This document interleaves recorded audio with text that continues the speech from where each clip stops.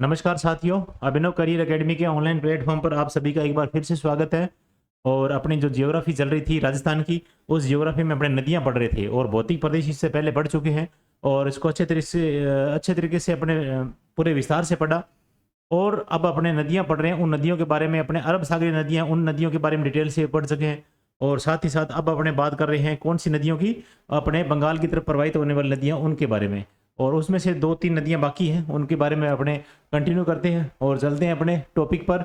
और पेपर नज़दीक आ गए हैं, ध्यान रखो भी, और डिटेल से पूरी क्लासें लगाओ सारी सारी। और सभी एग्जाम्स में ये यानी जो जितना सिलेबस करवाया जा रहा है अपने चैनल के माध्यम से, तो वो सभी एग्जाम्स में शामिल होने वाला, या जैसे भी टॉपिक कोई एग्जाम में किसी भी टॉपिक सिलेबस में इंक्लूड है तो वो इंक्लूड अपने उसी एग्जाम्स के अनुसार ही अपने डिटेल से पूरा करवाया जा रहा है। जैसे अभी वर्तमान में आरएस की जो प्री होने वाला है फरवरी में, और उसके अकॉर्डिंग भी अपने जो ये राजस्थान के जितने पोर्शन है या फिर जियोग्राफी अपने इंडिया की, वो अच्छे तरीके से करवाई जा रही है पूरी डिटेल के साथ में। एनसीईआरटी विद यानी आपको ये मिलेगी। ऐसे नहीं है कि अपने जो ऊपर ऊपर का जो अपने मैटर है वो उठा लेंगे, नहीं, अपने एनसीईआरटी में गहराई वाले दिन लग जाएंगे, कोई दिक्कत नहीं है, परंतु अपने जो करवाएंगे, जो जितनी क्लासें लगाएंगे वो पूरी की पूरी अपने डिटेल से करवाएंगे। ऐसे नहीं है कि अपने यानी ऊपर ऊपर से करवा देंगे। चलते हैं, अपने बात करते हैं बाणगंगा नदी के बारे में। कौन सी नदी के बारे में? बाणगंगा नदी के बारे में। तो बाणगंगा नदी अपने ये अरब सागरीय तंत्र वाली बंगाल की खाड़ी की तरफ जाने वाली नदी है। ठीक है, इसका जल बात करेंगे बाणगंगा नदी। बाणगंगा नदी जो है, इसका उपनाम की बात करें तो अर्जुन की गंगा है। इसका नाम क्या है? उपनाम अर्जुन की गंगा। इसका नाम, एक और नाम भी है ताला नदी। किस नाम से है? ताला नदी। और एक नाम और भी है इसका, यानी रुंडिता नदी। किसके नाम से? रुंडिता नदी के नाम से भी जानते हैं इसको, क्योंकि रुंडिता नदी के नाम से भी जाना जाता है, क्योंकि यह मुख्य नदी में गिरने से पहले ही, मुख्य नदी में गिरने से पहले ही ये क्या हो जाती है? समाप्त हो जाती है। इसलिए इसका नाम क्या पड़ गया? रुंडिता नदी नाम पड़ गया। ताला नदी, इसको लोक रिवर भी कहा जाता है, इसको लोक रिवर भी कहा जाता है। और ये अर्जुन की गंगा है, और ये अर्जुन की गंगा के नाम से भी जानते हैं इसको। और उद्गम इसका मतलब कहाँ होता है? उद्गम कहाँ से होता है? बैराठ की पहाड़ियों से। कहाँ से होता है? बैराठ की पहाड़ियों से उद्गम होता है। ये बैराठ की पहाड़ियाँ है कहाँ पर? जयपुर में है। इसका संगम, यानी संगम कहाँ पर होता है? संगम ये जाती है, यानी इस तरफ जाएगी, किस तरफ? पूर्वी अपने राजस्थान की तरफ जाएगी, और ये अजान बांध में जाकर के गिर जाती है। इसका संगम या वहां जाकर के ये समाप्त होने वाली है। कौन से बांध में? अजान बांध में। अजान बांध कहाँ पर है? ये भरतपुर में। कहाँ पर है? भरतपुर में। और भरतपुर में अजान बांध में कहाँ पर जाती है ये? और विशेष रूप से क्या अपने को मिलता है वहां पर पढ़ने को? ये मिलता है कि केवलादेव पक्षी विहार है ना, जो भरतपुर में, इस को जो जल की आपूर्ति करवाती है, कौन करवाता है? अजान बांध करवाता है। तो बताइए, बाणगंगा का संबंध किससे है? केवलादेव से है कि नहीं है? बिल्कुल है, क्योंकि ये अजान बांध में जाकर गिरेगी। इसका जल अपने कहाँ पर लेके जाएंगे? यानी केवलादेव पक्षी विहार के आपूर्ति, जल आपूर्ति के लिए भी अपने इसका जल यूज करते हैं। चलो आगे चलते हैं। इसमें मानचित्र के माध्यम से देखो आप, बैराठ की पहाड़ियां हैं। बैराठ की पहाड़ियां कहाँ से? जयपुर से। उसके बाद में यहाँ पर इस नदी के ऊपर रामगढ़ बांध बना हुआ है। कौन सा बांध बना हुआ है? रामगढ़ बांध बना हुआ है। रामगढ़ के विषय, यानी अपने रामगढ़ बांध के बारे में थोड़ा सा डिटेल से अपने बात करें तो राम सिंह द्वितीय के द्वारा बनाया गया था। किसके द्वारा बनाया गया था? राम सिंह द्वितीय के द्वारा बनाया गया था। ये 1982 की बात है। यहाँ पर रामगढ़ बांध में 1982 में एशियाई खेल यानी नौकायन की प्रतियोगिता हुई थी। यहाँ पर एशियाई खेल नौकायन प्रतियोगिता भी यहीं संचालित हुई थी। कहाँ पर? रामगढ़ बांध में। और उसके बाद में भरतपुर में एंट्री होती है, यानी दौसा से होते हुए भरतपुर में एंट्री होती है। और यहाँ पर अजान बांध बना हुआ है। कौन सा बांध बना हुआ है? अजान बांध बना हुआ है। और इसमें जलापूर्ति जो होती है, इस अजान बांध में जलापूर्ति होती है, वो कहाँ से होती है? यानी ये पांचना बांध से होती है। पांचना बांध करौली में। कहाँ पर है? करौली में। और 5 नदियों का इसमें मिक्सअप होता है। 5 नदियां, आगे बात करेंगे 5 नदियां कौन कौन सी हैं। 5 नदियों का इसमें मिश्र यानी मिलन होता है पांचना बांध में। और इस पांचना बांध का पानी कहाँ पर जाता है? अजान बांध में जाता है। और अजान बांध का यानी जो पानी है वो किसके काम भी आता है? साथ ही साथ अपने केवलादेव पक्षी विहार के काम भी आता है। इतनी बात आप ध्यान रखोगे। बैराठ सभ्यता का जो विकास है वो मौर्यकालीन सभ्यता बोली जाती है उसको। इसका विकास और बौद्ध धर्म अवशेष वो विराट सभ्यता से संबंधित है और विराट सभ्यता से संबंधित है। रुंडिता नदी के नाम से जानते हैं इसको। रुंडिता नदी यानी वह सहायक नदी है, वह सहायक नदी जो अपनी, ये सहायक नदी है जो अपनी क्या करती है, मुख्य नदी में मिलने से पहले ही क्या हो जाती है, समाप्त हो जाती है। और इसके ऊपर दो बांध बने हुए हैं, दो बांध, एक तो बना हुआ है रामगढ़, एक बांध तो बना रामगढ़ और दूसरा बांध बना हुआ है इसमें अजान बांध। तो अजान बांध और रामगढ़ बांध और अजान बांध रामगढ़ बांध दोनों याद रखने हैं, बाणगंगा नदी के ऊपर बने हुए हैं। चलो नेक्स्ट चलते हैं, गंभीर नदी। तो एक तो है गंभीरी नदी और एक है गंभीर नदी। तो ऐसे में अपने गंभीरी नदी के बारे में बात चित्तौड़गढ़ की तरफ है, उसमें अपने बात कर चुके हैं। अब ये गंभीर नदी है, गंभीर नदी, इसको उटगन नदी भी कहा जाता है, इसको उटगन नदी भी कहा जाता है। ये प्रश्न एक बार आया हुआ है, उटगन नदी किस यानी किस नदी को कहा जाता है, तो ये कहा जाता है गंभीर नदी। और गंभीर नदी जो अपने यानी इसका उद्गम जो होता है वो कहाँ से होता है, करौली से होता है। कहाँ से होता है, करौली से, सपोट्रा तहसील से होता है इसका उद्गम। ठीक है, संगम कहाँ पर होगा, इसका संगम होगा यमुना नदी में। ठीक है, और इसका अपवाहित क्षेत्र कौन कौन से, एक तो करौली जिला है, एक सवाई माधोपुर जिला है, एक इसमें कौन सा है, धौलपुर। तो 3 जिले हैं, 3 जिलों में ये प्रवाहित होती है, करौली, सवाई माधोपुर और धौलपुर। खानवा का मैदान, खानवा का युद्ध जो 1527 में होता है बाबर और इब्राहिम लोदी के बाबर और राणा सांगा के बीच में, बाबर और राणा सांगा के बीच में 16 मार्च 1527 में खानवा का युद्ध होता है। और ये खानवा का मैदान वहीं है, इसीलिए फेमस है खानवा का मैदान, और इस नदी के किनारे स्थित है। जो युद्ध हुआ था ये खानवा का मैदान, और खानवा का जो युद्ध हुआ था ये 16 मार्च 1527 में, वो इसी नदी के किनारे यानी स्थित है। चलो आगे चलते, इसकी सहायक नदियों की बात करें तो सहायक नदियां यानी गंभीर नदी गंभीर नदी जो है इसकी सहायक नदियां कौन कौन सी है, एक तो है एटा, इसकी सहायक नदी है, और एक माची है, एक इसकी भद्रावती है, और एक है भैंसावट है, एक इसमें कौन सी है, बरखेड़ा है। गंभीर नदी के ऊपर ही पांचना बांध बना हुआ है। कौन सा बांध बना हुआ है, पांचना बांध। और पांचना बांध में ये नदियां आकर के मिल जाती है, इन 5 नदियों का जल आता है पांचना बांध में। कौन सी नदियों का, यानी ये पांचना बांध जो है, इस पांचना बांध में 5 नदियों का जल आता है। और कौन कौन सी 5 नदी हैं, एक तो है एटा, और दूसरी है माची, तीसरी भद्रावती और भैंसावट और बरखेड़ा। एक लाइन में याद रखें तो अम्मा बदावरी भैंस बाहर खड़ी है, अम्मा बदावरी भैंस बाहर खड़ी है, कोई यानी आवाज़ दे रही है, और आवाज़ के माध्यम से ये यानी ऐसे ट्रिक बना दिया, इसे वाक्य बना दिया कि अम्मा बदावरी भैंस बाहर खड़ी है। तो अम्मा का मतलब यानी ऐसे एटा यानी अट्टा, इसको एटा भी बोलते हैं या अट्टा भी बोलते हैं, तो अट्टा भी ध्यान रखना, भी अट्टा। ठीक है, अट्टा या फिर माची, और माँ से माची, उसके बाद बदावरी से भद्रावती, और भैंस से भैंसावट, और बहार का मतलब बरखेड़ा। ठीक है, और उसके बाद ये होगी 5 नदियाँ। ठीक है, ये 5 नदियाँ जो पांचना बांध में गिरती है, और ये कौन सी में, गंभीर नदी है। इस नदी के ऊपर ये पांचना बांध बना हुआ है। राजस्थान का सबसे बड़ा मिट्टी का बांध है ये। ठीक है, राजस्थान का सबसे बड़ा मिट्टी का बांध है, सबसे बड़ा मिट्टी का बांध है, ये ध्यान रखना विशेषता, यानी राजस्थान लेवल पर ये मुख्यतः एक विशेषता जो इसकी सबसे बड़ी विशेषता है। यहाँ से जलापूर्ति अजान बांध, यानी यहाँ से जलापूर्ति जो अजान बांध, यहाँ पांचना बांध से जलापूर्ति होती है अजान बांध को। किस बांध को होती है, जला जो अजान बांध है, और जला यानी जो जलापूर्ति होती है अजान बांध को।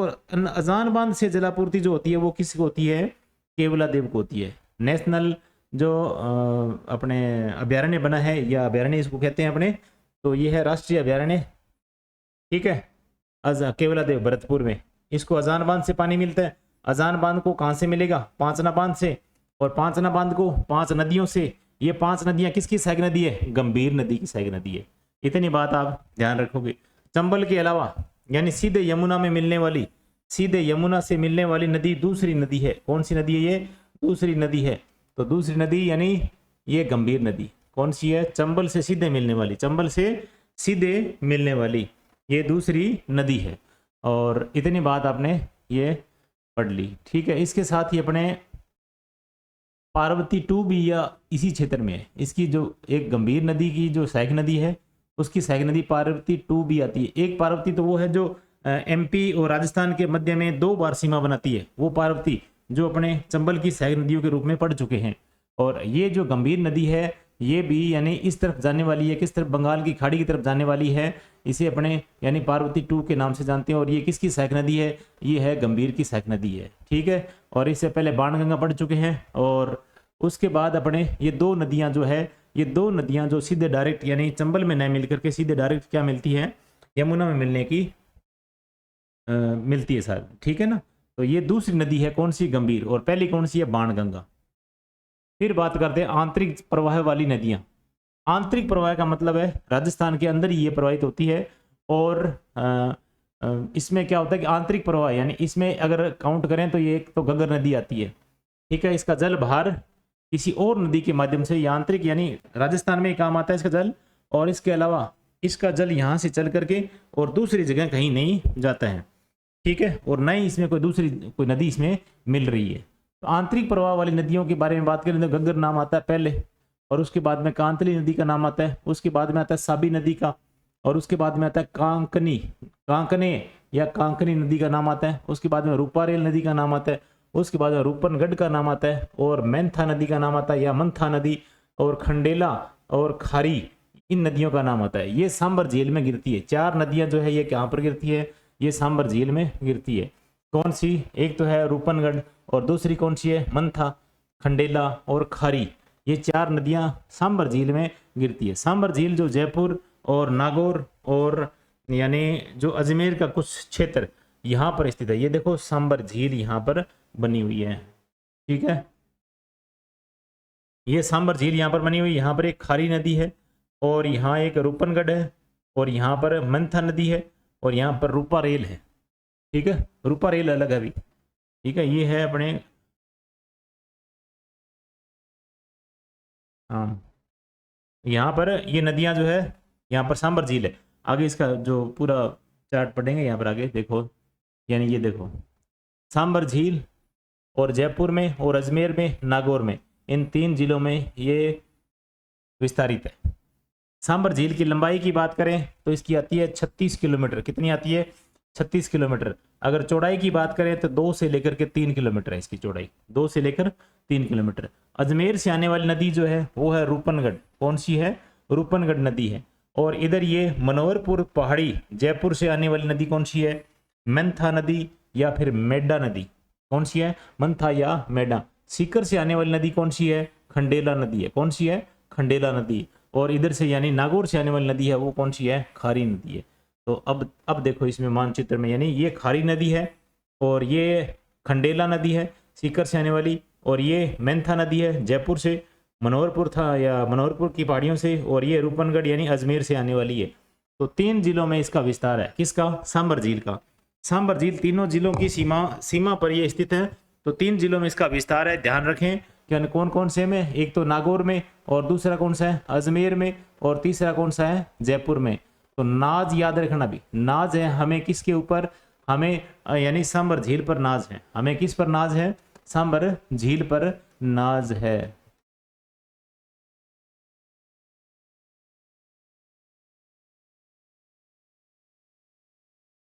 तो ये नागौर, अजमेर और जयपुर 3 जिलों में विकसित है, ठीक है।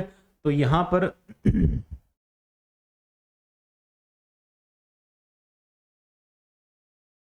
यहां पर खंडेला से आने वाली यानी सीकर से आने वाली खंडेला नदी है वो इसी में आकर गिरती है। खारी नागौर से आती है, और मंथा जयपुर से, और इधर अजमेर से रूपनगढ़। आगे चलते हैं, नेक्स्ट बात करते हैं घग्गर नदी की। किसकी? घग्गर नदी की बात करते हैं। सबसे पहले यानी सरस्वती नदी नाम है इसका, और मृत नदी का भी नाम है इसका। अगर मान लो कि ये पानी प्रवाहित होता है तब ये घग्गर नदी के नाम से, और उसके बाद में जब ये सूख जाती है उसके बाद में मृत प्राय के नाम से या मृत नदी के नाम से जानते हैं इसको। नट नदी के नाम से भी जानते हैं इसको, नट नदी के नाम से भी जानते हैं। दृष्टवती के नाम से भी जाना जाता है इसको, इस नदी को दृष्टवती के नाम से, और नट नदी के नाम से, मृत नदी के नाम से, या फिर सरस्वती नदी के नाम से भी जाना जाता है। इसके उपनाम है, ठीक है। उद्गम इसका होता है कालका पहाड़ियों से। कालका पहाड़ी यानी हिमाचल प्रदेश से। कालका पहाड़ी हिमाचल प्रदेश से होता है, शिवालिक हिमालय से होता है। शिवालिक हिमालय से इसका उद्गम होता है। अपवाह क्षेत्र कौन कौन से हैं? अगर बात करें अपवाह क्षेत्र की तो हिमाचल प्रदेश में अपवाहित होती है, उसके बाद में हरियाणा में आती है, उसके बाद में गंगानगर में यानी हनुमानगढ़ में आती है, उसके बाद में गंगानगर में प्रवेश करती है और उसके बाद में ये लास्ट में कहाँ पर चली जाती है, पाकिस्तान में चली जाती है। और पाकिस्तान के फोर्ट अब्बास तक कई बार ये चली जाती है पानी ज़्यादा होने की वजह से। राजस्थान में तिलवाड़ा झील इसी यानी टिब्बी में प्रवेश करते ही, टिब्बी एक क्षेत्र का नाम है, टिब्बी में प्रवेश करते ही और उसके बाद में सूरतगढ़ में गंगानगर में आती है, सूरतगढ़ के यानी सूरतगढ़ गंगानगर में है और वहां पर आती है, इसका समापन माना जाता है। परंतु जब पानी ज्यादा आने से या बाढ़ आने की कंडीशन हो तो ऐसे में अनूपगढ़ तक पानी आता है। अनूपगढ़ से भी अगर आगे और कई दिनों तक चले बारिश तो उसमें क्या चला जाता है, ये पानी अनूपगढ़ से आगे चला जाता है कहाँ पर, फोर्ट अब्बास पाकिस्तान में भी ये चला जाता है। तो इतना ध्यान रखोगे, यानी उद्गम कहाँ से होता है, कालका पहाड़ियों से, ठीक है। और ये शिवालिक पहाड़ियों यानी कालका पहाड़ियाँ और ये अपने कहाँ पर है, हिमाचल प्रदेश में, और ये शिवालिक हिमालय का भाग है कालका पहाड़ियाँ। अपवा क्षेत्र हरियाणा यानी हिमाचल प्रदेश, हरियाणा, गंगानगर यानी हनुमानगढ़, फिर गंगानगर, उसके बाद पाकिस्तान तक जाता है। और ये समापन जो इसका है वो सूरतगढ़ में हो जाता है, सूरतगढ़ के आसपास है, यानी इसका समापन हो जाता है। परंतु पानी ज़्यादा होने की वजह से ये बाढ़ आने की कंडीशन में भी ऐसे हो सकती है। और कभी कभार ये यानी पानी ज़्यादा, पिछली बार ये 2023 की बात है, तब बरसात में काफ़ी यानी पानी आ गया था, इस नदी में पानी काफ़ी आ गया था और ऐसे में बाढ़ की कंडीशन बन गई थी। हनुमानगढ़ डिस्ट्रिक्ट के आसपास यानी जो जितने भी गांव थे वो सारे के सारे अलर्ट हो गए थे। और इसी के साथ अपने बात करते हैं, अनूपगढ़ तक पानी आया खूब और उसके बाद में पाकिस्तान में फोर्ट अब्बास तक पानी चला गया। सबसे लंबी यानी प्रवाही नदी है, इसकी विशेष विशेषता इसकी ये देखो, यानी सबसे लंबी अंतः प्रवाही नदी है, सबसे लंबी अंतः प्रवाही नदी है। प्राचीन सभ्यताएं भी इसके किनारे पर विकसित है। कौन कौन सी, कालीबंगा प्राचीन सभ्यता, सर्वाधिक प्राचीन सभ्यता कालीबंगा इसके किनारे पर स्थित है। और पीलीबंगा ये हनुमानगढ़ वाले क्षेत्र में है, दोनों कालीबंगा और पीलीबंगा ये इसी नदी के किनारे विकसित हुई है। और स्थानीय नाम इसकी बात करें तो स्थानीय नाम इसका नाली है, नाली कहते हैं स्थानीय नाम। और इसके किनारे और इसके आसपास के क्षेत्र को पाट कहते हैं। और पाकिस्तान में इसका नाम है हकरा, क्या नाम है इसका, हकरा नाम है। तो हकरा नाम यानी पाकिस्तान में पड़ता है। हिमालय से आने वाली, ये देखो बहुत बड़ी विशेषता, हिमालय से आने वाली राजस्थान में प्रवेश करती है वो एकमात्र नदी है। कौन सी है, एकमात्र नदी है ये, कौन सी, हिमालय से आने वाली एकमात्र नदी है। जलपट्टी के बारे में बात करें तो जलपट्टी का मतलब ये है जैसलमेर, ये जैसलमेर यानी जलपट्टी जैसलमेर में अपने सेवण घास वाली या नहीं लाठी सीरीज वाली जो जलपट्टी पड़ी थी, उस जलपट्टी जो लाठी सीरीज वाली है वो जो जलपट्टी है ना, ये सरस्वती नदी का भूमिगत जलपट्टी के रूप में अवशेष अपने को लाठी सीरीज या फिर जलपट्टी जैसलमेर में मिलती है अपने को, ठीक है। तो लाठी सीरीज में जो सेवण घास वाला क्षेत्र या लाठी सीरीज जल पट्टी के रूप में जो अपने पढ़ते हैं उसमें अपने पढ़ के आए हैं, जो पश्चिमी मरुस्थलीय प्रदेश है उसमें पढ़ गए हैं लाठी सीरीज वाला क्षेत्र। तो ये लाठी सीरीज मीठे पानी को जो मीठे पानी की जल पट्टी है ये भी एक तरीके से क्या है, यानी सरस्वती नदी का ही भूमिगत जल पट्टी या इसके रूप में अवशेष अपने को मिलते हैं। माना जाता है कि यहाँ पर पहले सरस्वती नदी बहा करती थी प्राचीन काल में, और उसके बाद में यानी धीरे धीरे भूगोलिक परिवर्तन होने के बाद यहाँ पर यानी धीरे धीरे यानी क्या हो गया, मरुस्थलीय क्षेत्र का विकास हो गया और ये जो नदी थी ये विलुप्त होती गई। और विलुप्त होने के बाद में यहाँ पर जो अवशेष या ऐसे कहते हैं कि यहाँ पर जो खुदाई करके यहाँ जो जल पट्टी है वहाँ जल निकालें तो जल निकालें, मीठा जल निकलेगा, वो बिल्कुल क्या निकलेगा, मीठा जल निकलेगा। और वर्तमान में यहाँ पर क्या है, खारा धीरे धीरे।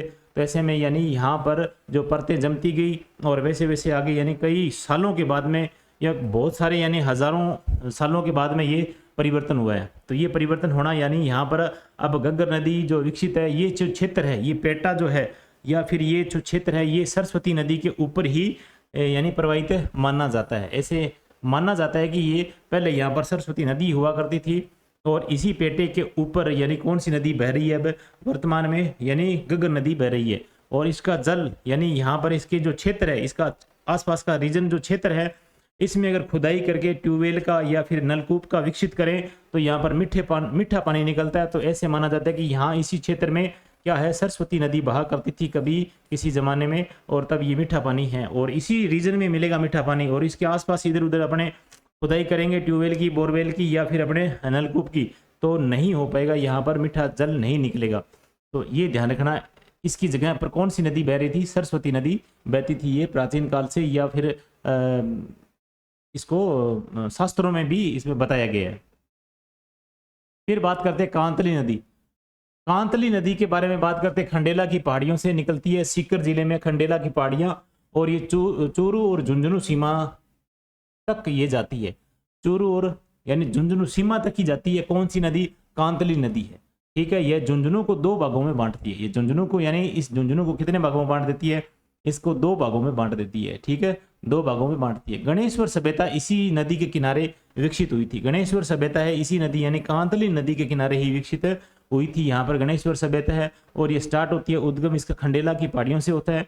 और ये उद्गम यानी जो खंडेला की पहाड़ियाँ यहाँ से होता है, यहाँ स्टार्ट होकर के ये इधर इस तरफ ये बहेगी, और इसका रीजन जो है, इसका क्षेत्र, प्रवाहित क्षेत्र है, ये क्या कहलाता है? तोरावटी क्षेत्र के नाम से जाना जाता है। तोरावटी, तो तोरावटी क्षेत्र के नाम से जाना जाता है। और इस झुंझुनू के किनारे यहाँ पर सुनारी सभ्यता है, यानी झुंझुनू के पास में ये सुनारी सभ्यता है, वो भी इसी नदी के किनारे ही विकसित मानी जाती है, सुनारी सभ्यता। और ये खेतड़ी में सुनारी सभ्यता, ये झुंझुनू में, ये इसी नदी के किनारे ये विकसित हुई थी। और उसके साथ ही सुनारी भी है यहाँ पर, और इसके साथ अपने तो जो गणेश्वर सभ्यता वो तो इसके बिल्कुल नदी के बिल्कुल ही इसके ऊपर ही है। तो ये गणेश्वर सभ्यता भी यहाँ पर विकसित हुई थी। और इसके जो कांतली नदी का प्रवाह क्षेत्र है, इसे अपने क्या बोलते हैं? तोरावटी। क्या बोलते हैं इसको? तोरावटी। तंवर वंश का शासन होने की वजह से इसका नाम धीरे धीरे बाद में अपभ्रंश होकर के ये नाम क्या पड़ गया? यानी तोरावटी नाम पड़ गया। चलते हैं आगे, फिर बात करते हैं साबी नदी की। तो साबी नदी कहाँ से निकलती है? साबी नदी निकलती है साबी सेवर की पहाड़ियों से निकलती है। कहाँ से निकलती है? सेवर की पहाड़ियों से निकलती है। साबी से सेवर याद रखो, साबी से सेवर याद रखो। तो साबी से सेवर का मतलब यानी सेवर की पहाड़ियां है कहां पर? तो सेवर की पहाड़ियां जयपुर में। कहां पर है? जयपुर में। इस सेवर की पहाड़ियों से निकलती है कौन सी? साबी नदी। और साबी नदी के किनारे पर कौन सी सभ्यता है विकसित है? जोधपुरा सभ्यता विकसित है। कौन सी सभ्यता विकसित है? जोधपुरा सभ्यता। और जो हाथी दांत के अवशेष के लिए प्रसिद्ध है, जो हाथी दांत के लिए विशेष के लिए यानी अवशेष के लिए प्रसिद्ध है, ये ध्यान रखना। यानी हाथी दांत के विशेष की बात आती है तब अपने कौन सी सभ्यता करेंगे? जोधपुरा सभ्यता करेंगे। और वो भी कौन सी? यानी जयपुर में स्थित है। ठीक है, और ये सेवर की पहाड़ियों से निकलती है साबी नदी, और जयपुर से निकलती है, और ये गुड़गांव मैदानी यानी हरियाणा में होती हुई है आगे प्रवाहित होती है। अपवा क्षेत्र इसका जयपुर है और अलवर है। अपवा क्षेत्र यानी ये कौन कौन से जिलों में प्रवाहित होती है? ये जयपुर और अलवर में। कहां पर? जयपुर और अलवर में। फिर बात करते हैं अपने, देखो इतनी बात होगी ना साबी नदी के बारे में। सेवर की पहाड़ियों से निकलने वाली गुड़गांव मैदानी तक जाती है, यानी गुड़गांव अपने पहाड़ियों से गुड़गांव तक जाती है, और उसके बाद में ये समाप्त हो जाती है। और फिर ये अपवा क्षेत्र इसका जयपुर और अलवर है। ठीक है, और जोधपुरा जो सभ्यता थी इसी किनारे, इसी नदी के किनारे विकसित हुई थी। फिर अपन नेक्स्ट नदी के नाम बात करते हैं, वो है कांकनी नदी या फिर कांकने नदी। कांकनी या फिर कांकने नदी। तो ये कोटरी गांव से स्टार्ट हो जाती है और बुझ झील में ये जाकर के मिल जाती है। इसका नाम यानी बुझ झील में ये जाकर के मिल जाती है, अपना जो समापन कर देती है। कौन सी झील में? बुझ झील में। कांकनी या फिर कांकने है, कांकनी या फिर कांकने नदी। और इसका दूसरा नाम है मसूरदी नाम। कौन सा नाम है? मसूरदी नदी नाम भी है इसका दूसरा नाम, मसूरदी नदी नाम भी है। और ये है कहां पर? जैसलमेर में। ध्यान रखना भी, ये जैसलमेर में है। ठीक है, जैसलमेर में है ये। ठीक है, कौन सी नदी? कांकनी या फिर कांकने नदी। ठीक है, और बुझ झील में गिर जाती है। और आगे चलते हैं, फिर नेक्स्ट बात करते हैं रूपा रेल की। रूपा रेल का उपनाम है वराह नदी। ये प्रश्न भी कई बार आया हुआ है। इसका उपनाम के नाम से यानी संबंधित है, किससे संबंधित है? वराह नदी के नाम से जाना जाता है। इसका उपनाम है वराह नदी। उद्गम इसका होता है उदयनाथ की पहाड़ियां। उदयनाथ की पहाड़ियां अपने पहले पढ़ के आए हैं। कहां से हैं? अलवर से। उदयनाथ की पहाड़ियां और हर्ष की पहाड़ियां, उदयनाथ की पहाड़ियां, हर्ष की पहाड़ियां सीकर में है, और उदयनाथ की पहाड़ियां अलवर में है। खंडेला की पहाड़ियां सीकर में है, और अगर बात करें मनोहरपुरा की पहाड़ियां जो ये जयपुर में है। ठीक है, और बाकी इसमें भीम डूंगरी, डूंगरी से जितने भी आते हैं वो सारे के सारे कहां पर है? जयपुर में। फिर मोती झील की बात करें तो मोती झील में ये आता है, यानी मोती झील कहां पर है? भरतपुर में। ये इंपॉर्टेंट अभी मोती झील कई बार यानी पेपर में देखने को मिली है, और ये मोती झील इसी के बारे में पूछा जाता है। और मोती झील में क्या हो जाता है? इसका रूपा रेल का विलुप्त हो जाता है। रूपा रेल का विलुप्त होना कहां पर? कौन सी झील में? मोती झील में। और मोती झील भरतपुर की जीवन रेखा कहा जाता है। मोती झील को अपने किस जिले की जीवन रेखा कहते हैं? भरतपुर की जीवन रेखा कहा जाता है मोती झील को। और सुजान गंगा ये लिंक चैनल यानी बनाया गया है, और मोती झील की लोहागढ़ से ये जोड़ती है। मोती झील को लोहागढ़ से जोड़ने वाला चैनल कौन सा है? सुजान गंगा एक नहर बनाई गई है। कौन सी नहर है? सुजान गंगा नाम से, ठीक है। तो मोती झील में जाकर गिरती है और मोती झील को लोहागढ़ से पानी की आपूर्ति के लिए यानी जोड़ने वाली जो एक नहर बनाई गई है उसका नाम क्या है, सुजान गंगा नाम है, ठीक है। तो रूपा रेल यानी वराह नदी, और कहाँ पर, वहाँ से उदयनाथ की पहाड़ियों से, अलवर से। मोती झील है जीवन रेखा किसकी, भरतपुर की। की पॉइंट के बारे में बात करें, यानी की पॉइंट यानी बीकानेर संभाग की एकमात्र नदी है, कौन सी है, घग्गर नदी। कौन सी, घग्गर नदी है बीकानेर की एकमात्र संभाग यानी एकमात्र नदी, कौन सी, घग्गर नदी। बीकानेर में कोई नदी नहीं है, चूरू में कोई नदी नहीं है, ये दो जिले ऐसे हैं जहां पर कोई नदी नहीं बहती है। कोटा संभाग में सर्वाधिक नदियां हैं, कोटा संभाग में बात करें तो। और अगर जिले की बात करें तो जिला चित्तौड़गढ़ आता है, वहां पर सर्वाधिक नदियां हैं, सर्वाधिक नदियां हैं चित्तौड़गढ़ जिले में। बात करें पूर्वी, अपन सर्वाधिक लंबी नदियों की बात करें तो सर्वाधिक लंबी नदियों के बारे में बात करें तो ये आता है यानी पूर्वी राजस्थान, पूर्वी राजस्थान चंबल में। पूर्वी राजस्थान अगर बात करें तो ये चंबल में यानी पूर्वी राजस्थान में चंबल नदी है, पूर्वी राजस्थान में। ये देखो ये राजस्थान है ऐसे, इस पूर्वी राजस्थान में कौन सी नदी है, चंबल नदी सर्वाधिक लंबी नदी है। दक्षिणी राजस्थान में सर्वाधिक लंबी नदी की बात करें तो कौन सी है, दक्षिणी राजस्थान में। दक्षिणी राजस्थान में अगर बात करें तो ये अपने पास कौन सी नदी आ जाती है, ये है अपने पास है चंबल नदी, और ये अपने पास है कौन सी, यानी माही नदी। दक्षिणी राजस्थान में माही नदी 576 किलोमीटर है, और ये चंबल नदी की लंबाई कितनी है, 1051 किलोमीटर है, और राजस्थान में कितनी है इसकी, 322 किलोमीटर है, 322। फिर चंबल नदी यानी दक्षिण राजस्थान में बात करें तो ये माही नदी 576, और राजस्थान में कितनी है 171 किलोमीटर, 171 किलोमीटर है। और फिर पश्चिमी राजस्थान की बात करें तो लूणी नदी जो है सर्वाधिक लंबी नदी है यहाँ पर पश्चिमी राजस्थान की, और 495 किलोमीटर है, और 300 किलोमीटर के आसपास ये अपने पश्चिमी जो यानी राजस्थान में बहती है, राजस्थान में। और बाकी ये कच्छ के रण में चली जाती है, तो वहां भी आगे ये इसका जल वहां पर तक भी जाता है। तो बाकी जो बची है वो सारी आगे गुजरात की तरफ है, और 300 किलोमीटर तक प्रवाहित होती है कहाँ पर, राजस्थान में। केवल पूर्णतः राजस्थान की सबसे लंबी नदी बनास नदी है भी, केवल पूर्णतः राजस्थान में यानी सबसे लंबी नदी है, केवल पूर्णतः राजस्थान की सबसे लंबी, ये ध्यान रखना। यानी पूर्णतः राजस्थान की सबसे लंबी नदी कौन सी है, बनास नदी है।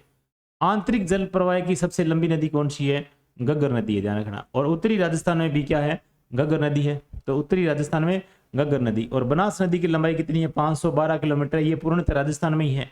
खमनोर की पहाड़ियों से स्टार्ट होती है और ये रामेश्वर में जाकर के चंबल में मिल जाती है, कौन सी, चंबल अपने बनास नदी है, ठीक है। तो बनास नदी त्रिवेणी भी बनाती है खूब सारी, और इसमें राजमहल की त्रिवेणी बनती है, और उसके बाद में यहाँ पर कौन सी बनती है, अपने बिंगोद की त्रिवेणी बनती है, ठीक है, बिंगोद भीलवाड़ा में।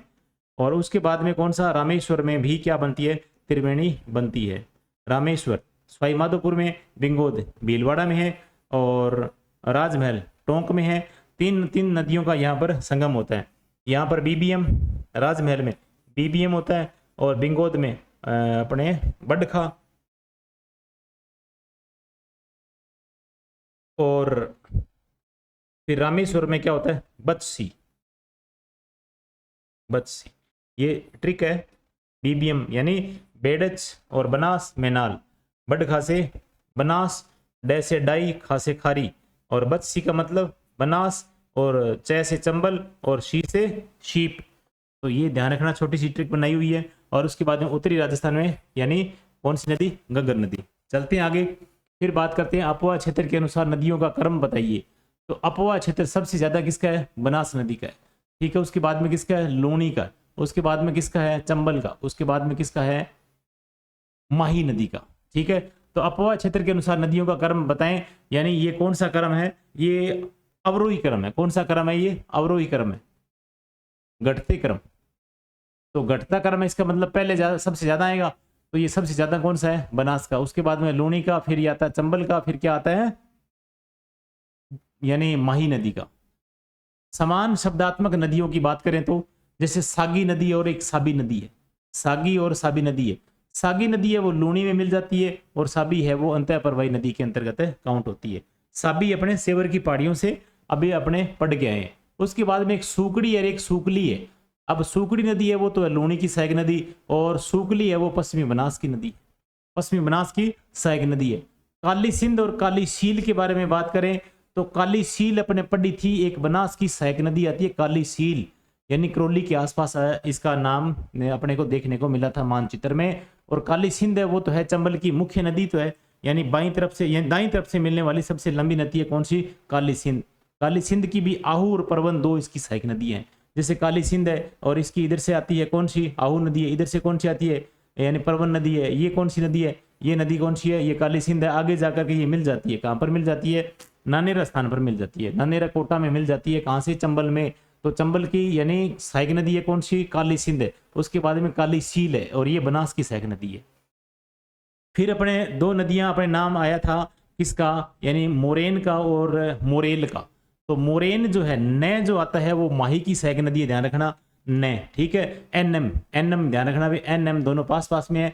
तो मोरेन, मोरेन का मतलब न वाला या मोरेन जो है वो माही की सहायक नदी है। और मोरेल यानी जो ये है अपने पास कौन सी, बनास की सहायक नदी है मोरेल, ठीक है। इतना ध्यान रखना। मानसी और मानसी, मानसी और मानसी ये दोनों, मानसी जो है ना ये है बनास की सहायक नदी है, और मानसी वाकल ये अपने साबरमती सहायक यानी साबरमती नदी है।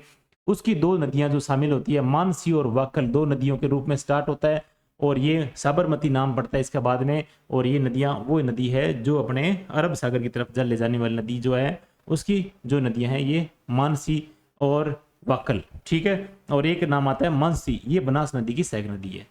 फिर खारी, तीन प्रकार की नदी हैं। खारी, जो खारी नदी है वो तीन प्रकार की है। एक तो शेरगढ़ की पहाड़ियां सिरोही से उद्गम होता है इसका और लूणी में मिल जाती है।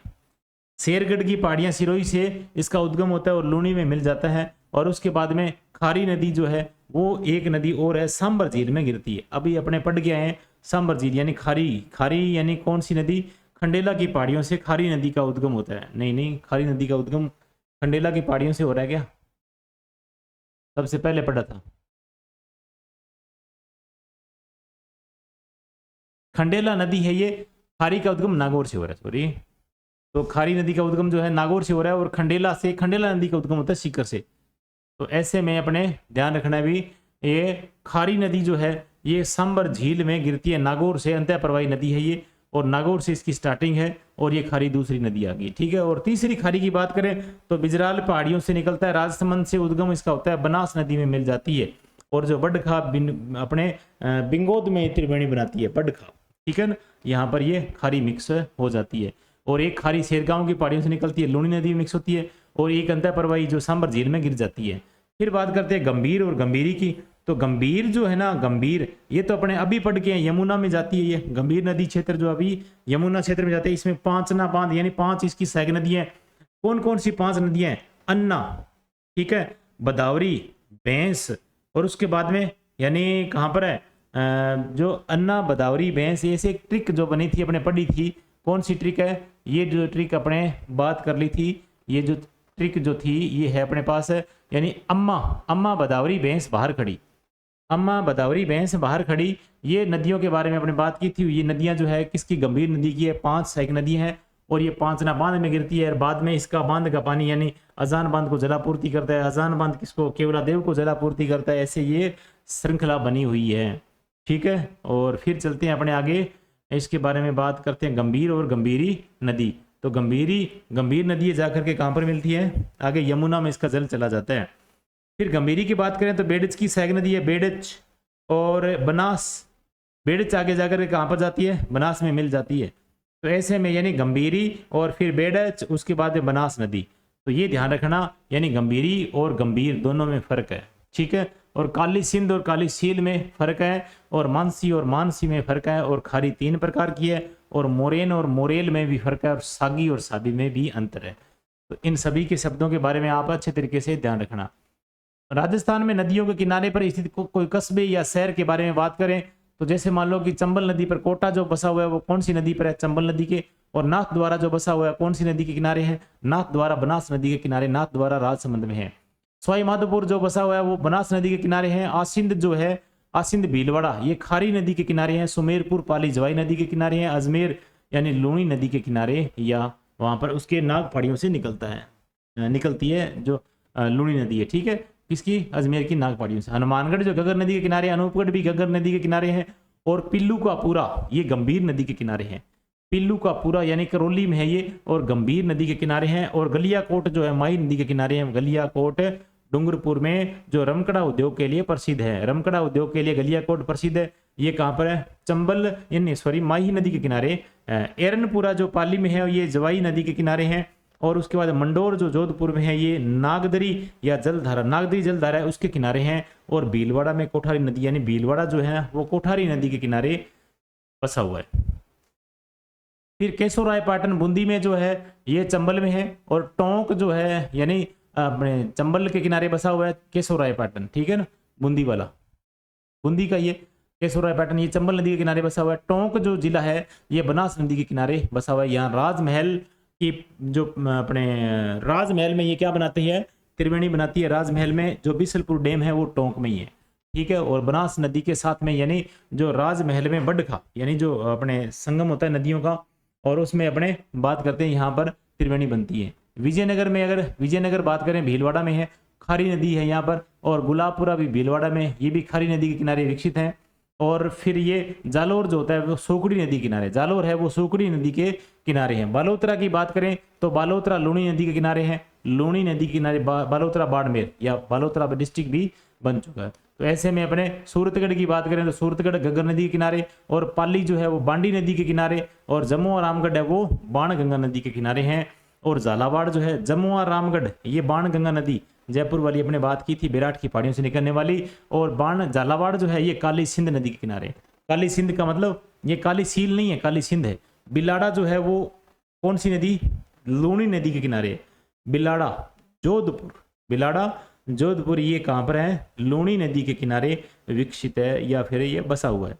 शिवगंज जो तहसील है या शिवगंज जो है बाड़मेर में वो कहाँ पर है? जवाई नदी के किनारे हैं। शिवगंज शायद बाड़मेर में ही है।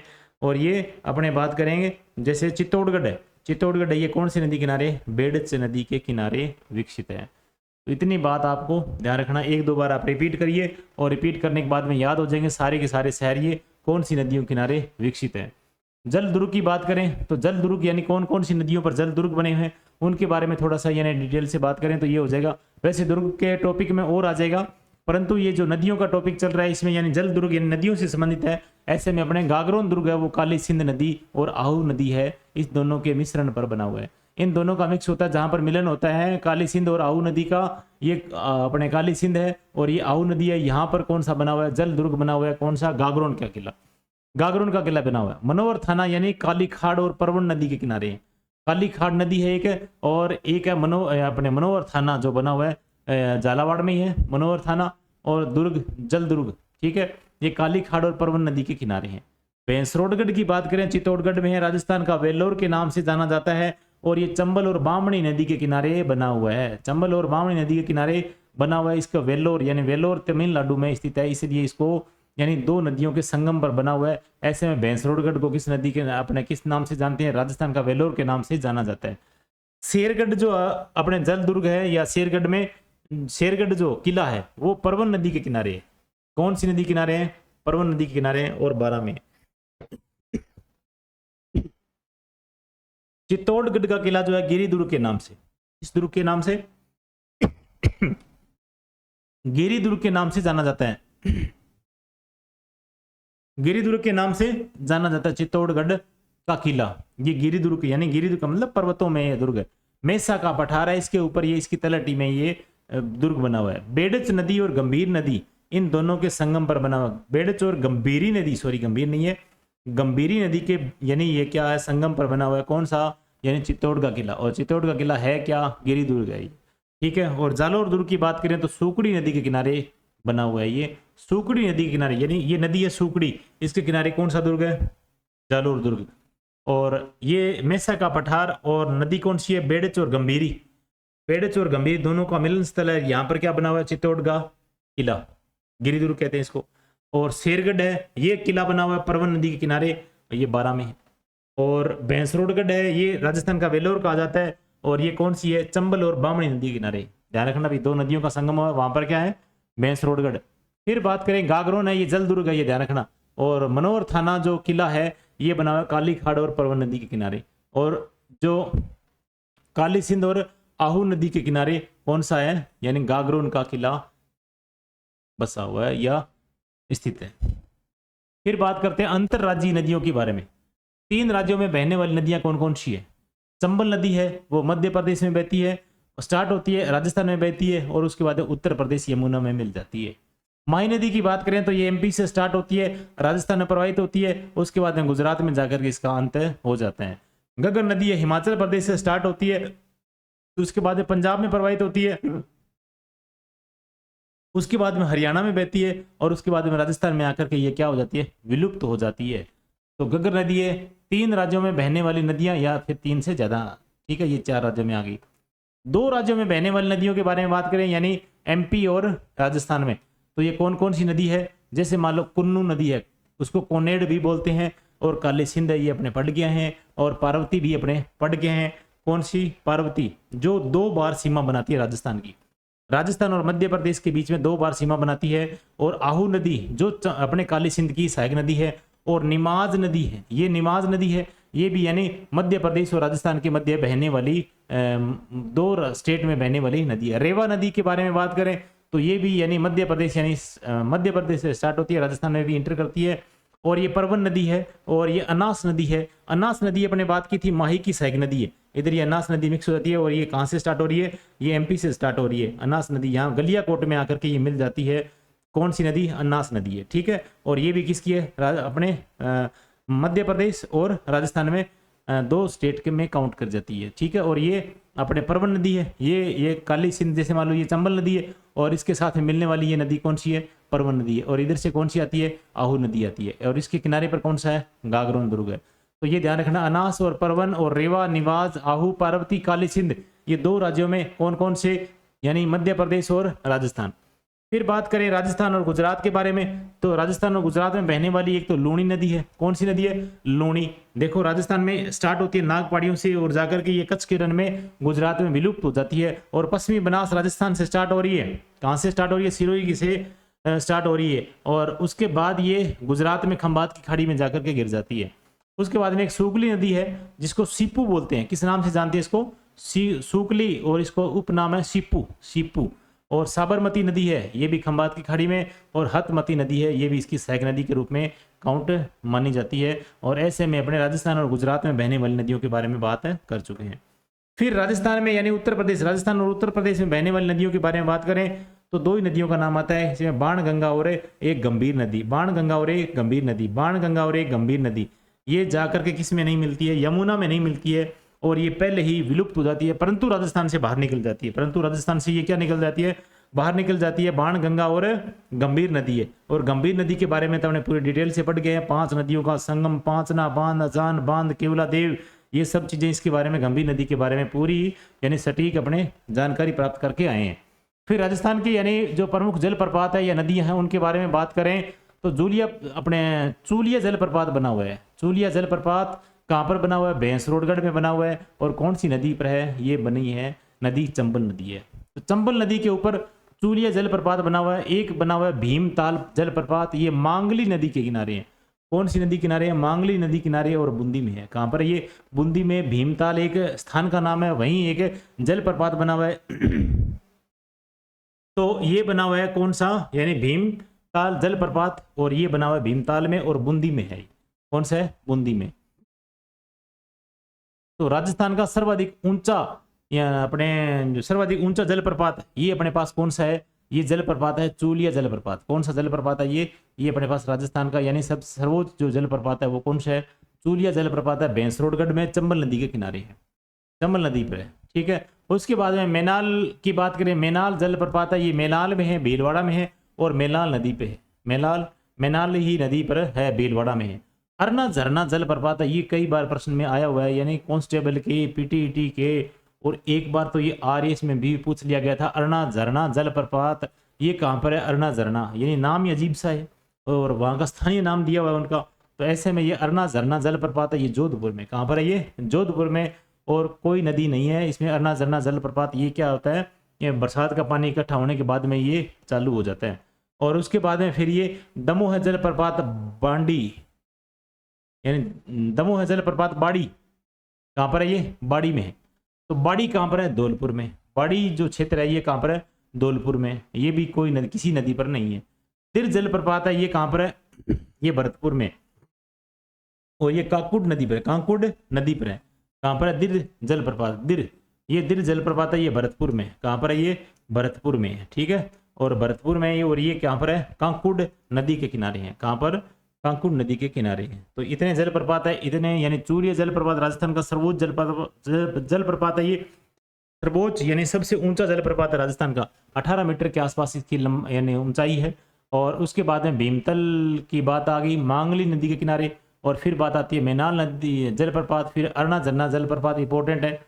और दमोह जलप्रपात बांडी, यानी बाड़ी। बाड़ी कहाँ पर है? धौलपुर में। दिर दिर जलप्रपात है, ये काकुंड नदी भरतपुर में। फिर राजस्थान के प्रमुख त्रिवेणियों के बारे में बात करते हैं। तो राजस्थान के प्रमुख त्रिवेणियों के बारे में अपने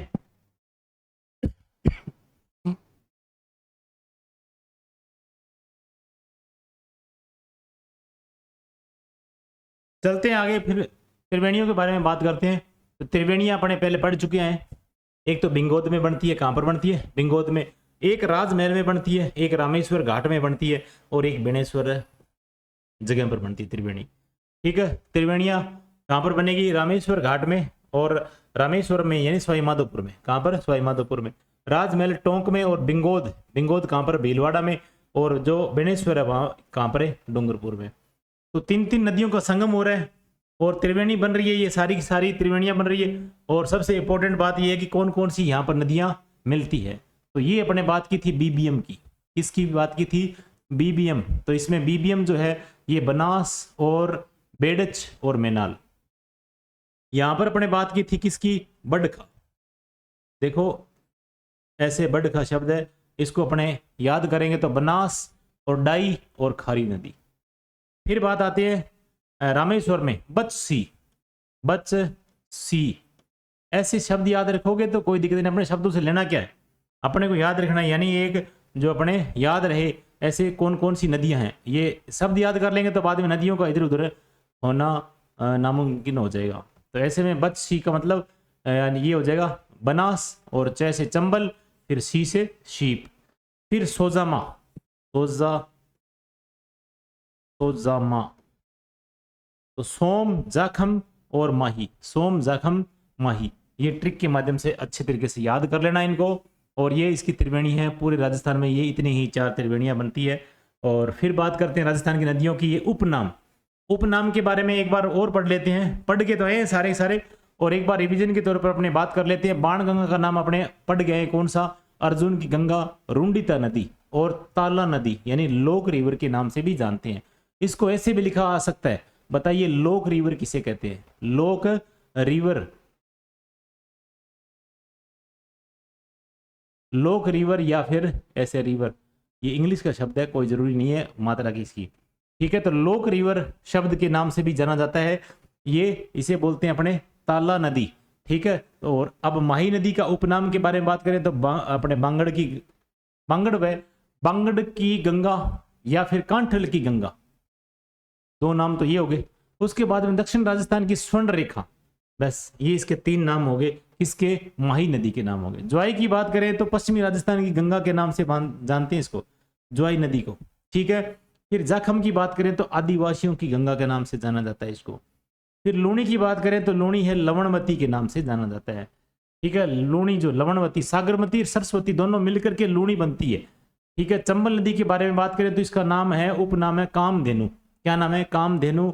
और चरमवती या फिर नित्यवाही नदी के नाम से जानते हैं इसको। चंबल नदी कामधेनु या चरमवती या नित्यवाही नदियों के नाम से जाना जाता है। और बनास नदी का नाम, उपनाम देखें तो ये वन की आशा और वशिष्ठी नदी के नाम से जानते हैं इसको। वन की आशा और वशिष्ठी, यानी वन की आशा और वशिष्ठी के नाम से जानते हैं। काकने नदी है जो है, काकने, इसका उपनाम अपने अभी पढ़ गए हैं, मसूरदी नदी के नाम से जाना जाता है। गगर नदी को नट नदी, मृत नदी, ऐसे नाम इसको दिया गया है। किसको? गगर नदी को। तो गगर नदी के बारे में बात करें तो ये अपने मृत नदी या फिर नट नदी या फिर ये मसूरदी, काकरे नदी और बनास यानी वन की आशा, वशिष्ठी नदी, और चंबल कामधेनु, चरमवती या नित्यवाही, लूणी लवणवती, आदिवासियों की गंगा। जैसे मान लो कि अपने इधर से ऐसे यानी इसको अपने क्या कर देंगे ऐसे में इसको अपने यानी अब नाम तो अपने पास ये आएंगे, जैसे कैसे नाम आएंगे, जैसे ये आएंगे अपने पास नाम, जैसे ये नाम आ गए अपने पास नदी, ठीक है। और इसको अपने क्या कर देंगे,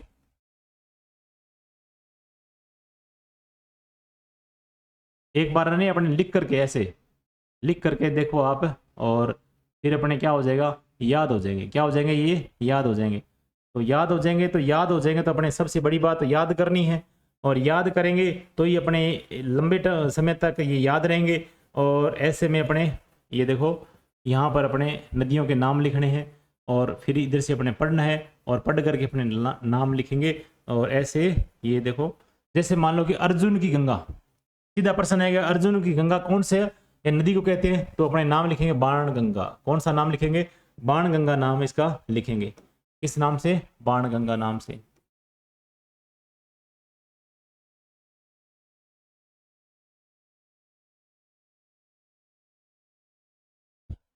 रुंडिता नदी के नाम से भी बाणगंगा, ताला नदी के नाम से भी बाणगंगा, और लोक रिवर के नाम से भी बाणगंगा। बांगड़ व कांठल की गंगा के नाम से भी कौन सी है, माही नदी है। कौन सी है, माही नदी है। फिर दक्षिण राजस्थान की गंगा के स्वर्ण रेखा के नाम से जानी जाती है, कौन सी, माही नदी है।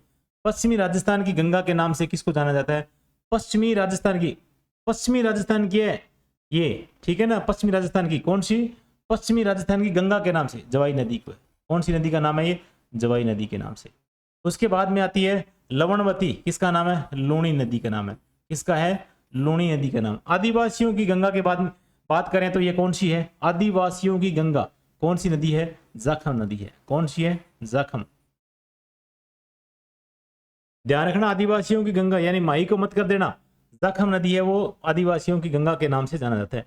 कामधेनु की बात करें तो कौन सी नदी है, चंबल नदी है। कौन सी, चंबल नदी है। और चरमवती है, नित्यवाही नदी है। वन की आशा की बात करें तो कौन सी है, बनास नदी है। कौन सी नदी है, बनास, या वशिष्ठी नाम जो है वो किसका नाम है, बनास का नाम है। मसूरदी नदी का नाम अगर बात करें तो काकने है। कौन सा नाम है, काकने नदी। और मृत नदी के नाम से गगर नदी है, गगर नदी। तो ये है इसके उपनाम। ठीक है, आगे चलते हैं, इसमें आगे बात करते हैं। देखो ये एक बार मानचित्र को देखो आप, मानचित्र में वो सारी नदियां अपने पढ़ गए हैं। कौन सी, यानी गगर नदी पढ़ गए हैं, कांतली भी नदी पढ़ गए हैं, मंथा और खारी और रूपारेल, और नहीं रूपारेल नहीं, अपने मंथा नदी, और एक होगी इसमें खंडेला नदी, एक होगी इसमें खारी, और एक होगी रूपनगढ़। ठीक है, रूपनगढ़ अजमेर। और साबी सेवर की पहाड़ियां, बाणगंगा जो अपने बैराट की पहाड़ियां, मोरेल नदी है, और मोरेन इधर है, मोरेन इधर है, और मोरेल नदी है वो इधर गंभीर की सैक नदी है। ठीक है ना। और ऐसे में काली सिंध नदी पड़ी अपने, और बनास नदी पड़ी, और सोम जाखम पड़ी, माही पड़ी, चंबल भी पड़ी, साबरमती पड़ी, तो लूणी भी पड़ी, और साथ में जवाई भी पड़ी, तो सूकड़ी भी पड़ी। तो ये सारे सूकड़ी कुकड़ी सब चीजें अपने पढ़ के आए हैं। और ये सारी चीजें नदियां एक बार अपने पूरी तरीके से पूरे राजस्थान की नदियों के बारे में अध्ययन कर लिया है। तो उम्मीद करता हूँ पूरा पर्सन मैंने यानी पूरा पोर्शन यहाँ से किया है मैंने, और सारा लगभग यानी पूरा कंप्लीट करके और ये आपके सामने प्रस्तुत किया है। अगर फिर भी आप इससे यानी इस नदियों से संतुष्ट नहीं है तो अपने प्रश्न लेके आएंगे, उनमें से कोई प्रश्न यानी कैसे पूछा जाता है, कोई नए नाम, कोई नया जिला ऐड किया है उसके हिसाब से, तो ऐसे में अपने उन प्रश्नों के माध्यम से भी प्रश्न यानी क्लियर करने के प्रयास करेंगे। तो मैंने पूरी कोशिश की है इस पूरे यानी विश्लेषण करने की नदियों के बारे में। और भौतिक प्रदेश दो ही मैंने अभी तक टॉपिक क्लियर करवाए हैं, कौन से, भौतिक प्रदेश और इसके साथ ही अपने कौन सा, नदियों वाला टॉपिक। अब अपने झीलें लेके आएंगे और उसके बाद में किले और झीलें, और उसके बाद में फिर ये परियोजनाएं जितनी भी है बहुउद्देशीय परियोजनाएं हैं उनके बारे में बात करेंगे। और करते हुए फिर आगे मृदा पर भी अपने जाएंगे। तो ये धीरे धीरे टॉपिक चल रहा है, और ये ऐसे नहीं है कि भागते फिरेंगे तो ये सिलेबस कंप्लीट कर देंगे। फिर भी तो इसमें से जो शब्द या अपने जो टॉपिक या जो बिंदु क्लियर करने वाले हैं वो क्लियर नहीं हो पाएंगे, और फिर दोबारा क्लास ऐसे लगाना यानी मुश्किल हो जाता है। क्योंकि जब अब नदियों का टॉपिक चल रहा है तो इसमें एक क्लास और ऐड कर देंगे तो कोई दिक्कत नहीं आएगी, अच्छे तरीके से अपने को समझ में आना चाहिए। ठीक है, भागते नहीं फिरेंगे। और फिर अपने जो नेक्स्ट जो अपने प्रश्न उत्तर लेके आएंगे उसमें से अपने और प्रश्न इसमें ऐड करते जाएंगे। ठीक है, तो ये टॉपिक क्लियर हुआ कौन सा, नदियों वाला। और उससे पहले वाला भौतिक प्रदेश वाला क्लियर हुआ, और नेक्स्ट अपने जिले लेके आएंगे। और तब तक के लिए नेक्स्ट टॉपिक वेट करते रहिए और अपने दोस्तों को भी जोड़िए इस चैनल के माध्यम से, और अधिक से अधिक यानी लाभ पहुंचे सभी दोस्तों को भी, और आपको तो लाभ पहुंच ही रहा है और अपने दोस्तों को भी लाभ पहुंचे। और ऐसे में आप यानी जो चैनल है उसको यानी शेयर कीजिए, और अपने वीडियो जो है सारी जो क्लासें हैं वो रेगुलर चल रही हैं उन क्लासों को भी आप देखिए। तो तब तक के लिए अपने धन्यवाद आज की क्लास के लिए, और अपने मिलते हैं अगली क्लास में। जय हिंद, जय भारत।